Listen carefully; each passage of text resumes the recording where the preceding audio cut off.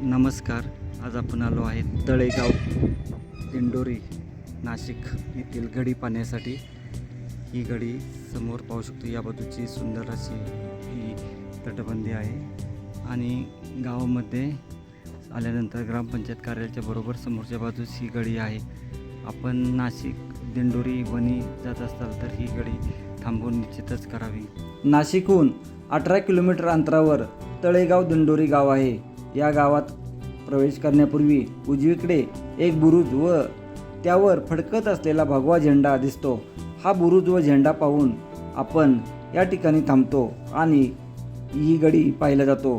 Main रस्त्याच्या समोर असल्यामुळे या ठिकाणी ही गडी शोधण्यासाठी जास्त आपणाला धावपळ करायला लागत नाही.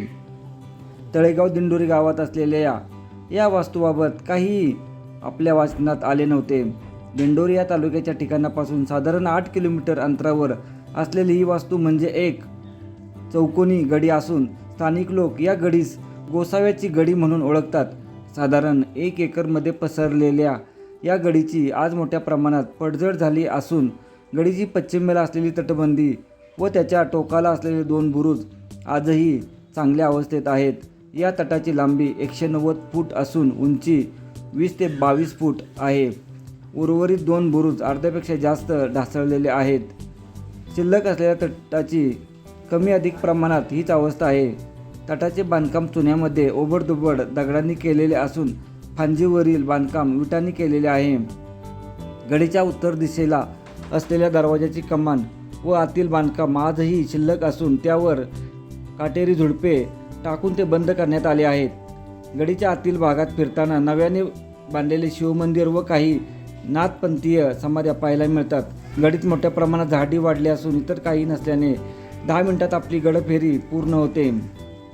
गडीसमोरील मुख्य रस्ता ओलांडून पलीकडे नव्याने बांधलेल्या मंदिरामागे गेले असता नगरदुर्गाची काही प्रमाणात शिल्लक असलेली तटबंदी व उद्ध्वस्त दरवाजा पाहायला मिळतो. स्थानिक लोकांकडून याबाबत आपणाला फारशी माहिती मिळत नाही.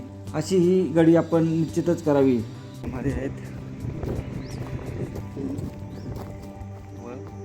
बाजूची सर्व बाजू आतमध्ये पूर्णतः मोकळं आहे. या समाधी आहे तिथं.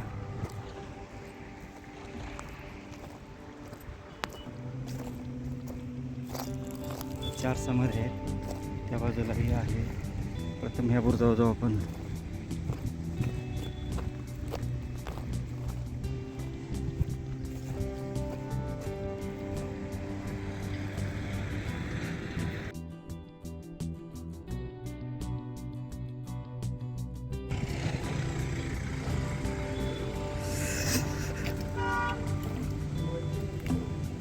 गडी आहे.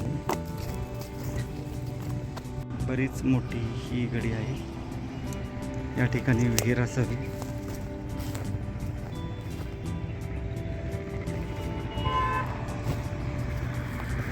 बहुतेक गडीमधून रस्ता गेलेला आहे. गावामधील हे समोरचे हनुमान मंदिर आहे आणि हनुमान मंदिराच्या बरोबर समोरच्या बाजूस ही गडी आपल्याला पाहायला भेटते. हा मुख्य दरवाजा असणार. याही बाजूला अवशेष पाहायला भेटत आहेत. तिकडं मोठी असणार गडी त्या काळी. गडी अनेक लोक याला किल्ला बोलतात.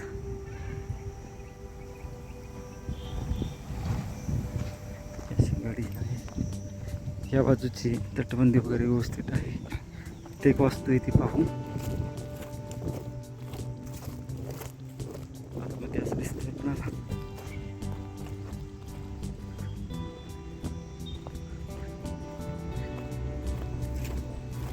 पाहायला भेटत आहे तिथं.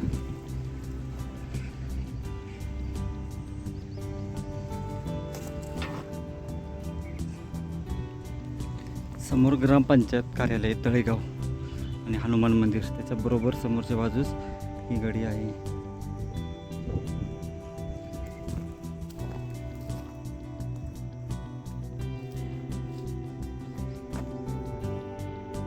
गडीमध्ये तासा पाहायला भेटते. गडीचा एरिया पूर्ण एकदा बाहेरून पाहून घेऊ.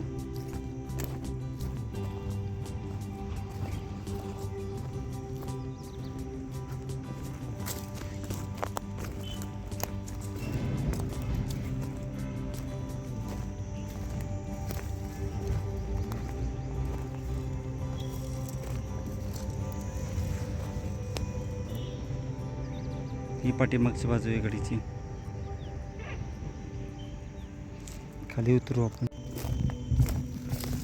हे बघा, तिकडे गडीचा भाग.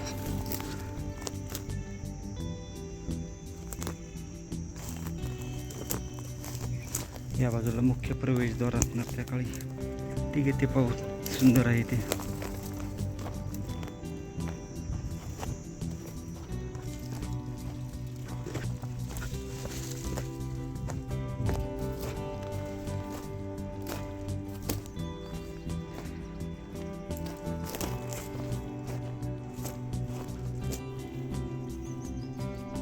हा दरवाजा व्यवस्थित सुस्थितीमध्ये आहे. पायऱ्या वगैरे व्यवस्थित आहे. हा बुरुज सुद्धा व्यवस्थित आहे. स्थानिक लोक याला किल्ला बोलतात. गडी प्रत्येक आणि गडीची ही बाजू पूर्णतः व्यवस्थित आहे.